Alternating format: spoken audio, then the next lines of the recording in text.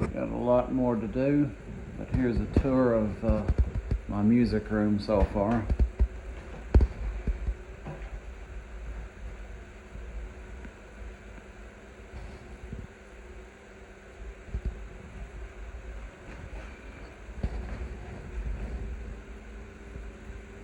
Might have to move that holster.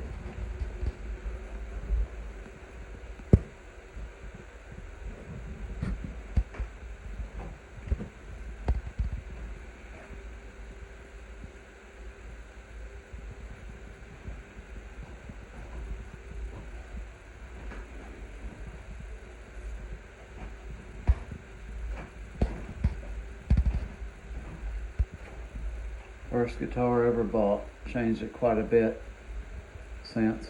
Still needs a lot more work. Replaced the neck. The other one's kind of damaged. Needs some work. Didn't want to damage it further.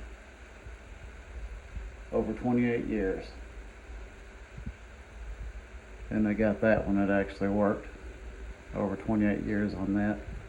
Not a valuable guitar, but a very rare one. Brand called Lincoln. It's a Japanese Gibson clone. Telecaster, partly worked on by a guy in Nashville. I can't think of his name right offhand. Slips my mind at the moment. That's Eric Johnson's signature. Whoever had it before got that. Not 100% sure about this one. Possibly Fogarty. Not sure.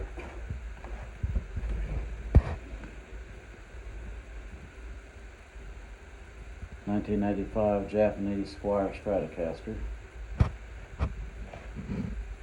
'89 Hondo. No wait, never mind. That's a Series 10. This hung in a bail bondsman pawn shop, something like that, for over 10 years, just sitting there getting tinted by the smoking.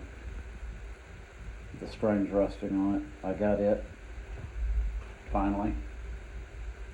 Very, very heavy guitar for some reason. These Series 10s here in Bentleys are not super common, that particular headstock. '87 Hondo H76, partially eaten by termites or something. Still works, sounds good. It's like they took no measurements back in '87 at the Hondo factory. The measurements are all off on it, but it's a great guitar despite how goofy it is. '89 Hondo H76. These are a little bit more common and more balanced. Everything looks right on it. Original pickups were decent in both of those, but weren't quite what I was looking for. I do still have them. A lot of other brands that kind of have that headstock and those same big fat pickups. Decent guitars to get, and they're going up in value. Usually run around $300 these days. Used to get them for nothing. Despite this is actually an Indiana Tail City. I put the neck on another project and gave it to my brother. The body from this crate was a project I built and gave it to my brother. So he has the body and neck of one of my guitars, and I have the body and neck of one of his, so to speak.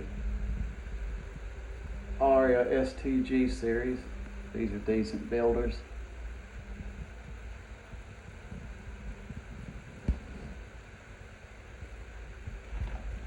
Let's see, S101. These aren't super common. None of these guitars are exactly valuable, but some of them are kind of hard to come by. I think that's the original Japanese Squire pickups I put in it.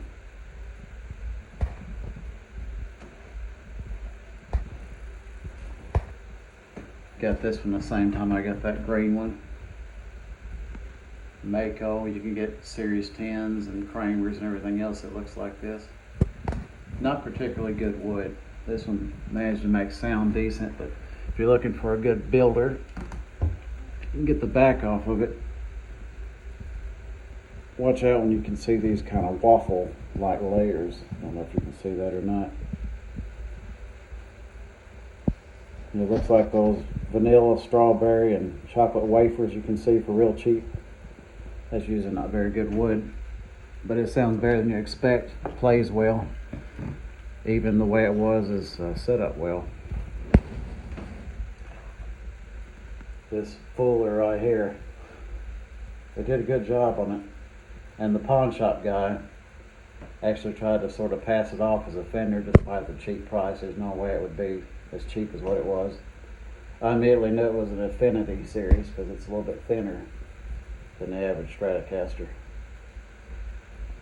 So I've kind of managed to make something out of it. It's worth getting those old guitars if you're going to do building. This is another kind of rare one. Sort of based on tradition.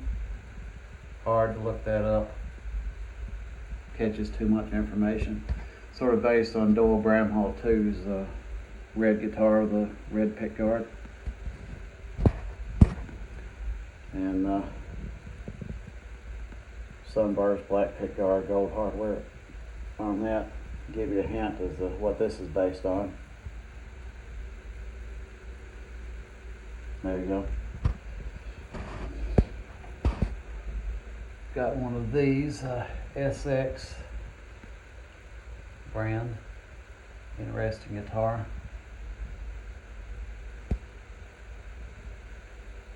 I forgot who used to put those out. I think Rondo Music or something like that. This, I got kind of sucked into Temu. That is not true. And these projects here I've been working on kind of in over my head, at least when it comes to bridges. Done pretty good so far, but hard getting that set up. I gotta put new pickups and everything else in it. Those right there aren't really gonna cut it. I don't know if any of the hardware, the electronics is. The neck is gonna be kind of an issue. I'm probably gonna get another one. Put that one on a different project. This one is another project. Chinese red maple is what it's supposed to be. Got it painted, replacement neck. Looks decent from a distance. Gotta get finished set up on that. I'm gonna have to get a bridge. I don't have one of those to spare. It's another weird project. Can't really get to it right now. Someone tried to make a double cutaway Telecaster, or they tried to make a left-handed one right-handed. They didn't cut either one of those holes correctly. Even the butchered right one doesn't look right. Neither one of them is measured right. Got the idea of maybe getting two pick guards, cutting them in half and putting them together on it. I have to get that cut to fit right. That might work as far as that. As far as the electronics, that's going to take some work.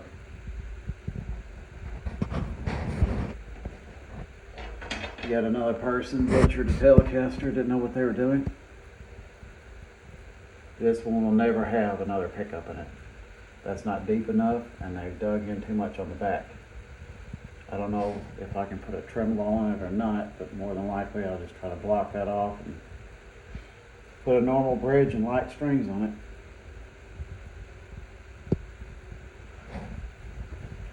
$1999 Squire Stagemaster. About the only year, these are relatively rare. The only year, it's about the only year they had the pickguard and 6 strings. A lot of them were 7 strings.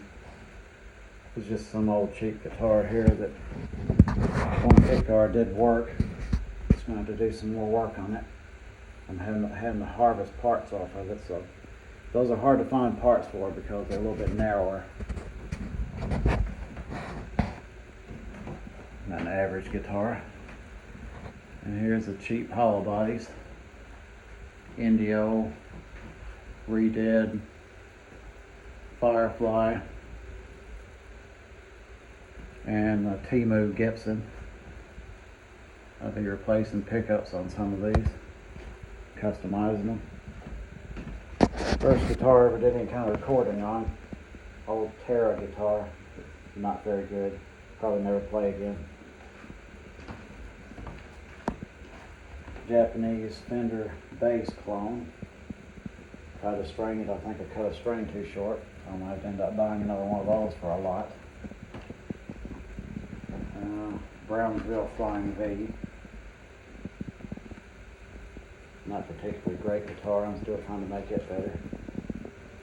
Fame by Hondo P bass.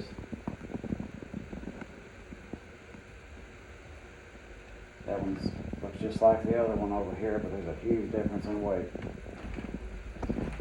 And of course, this over here, a rare Ampeg stud.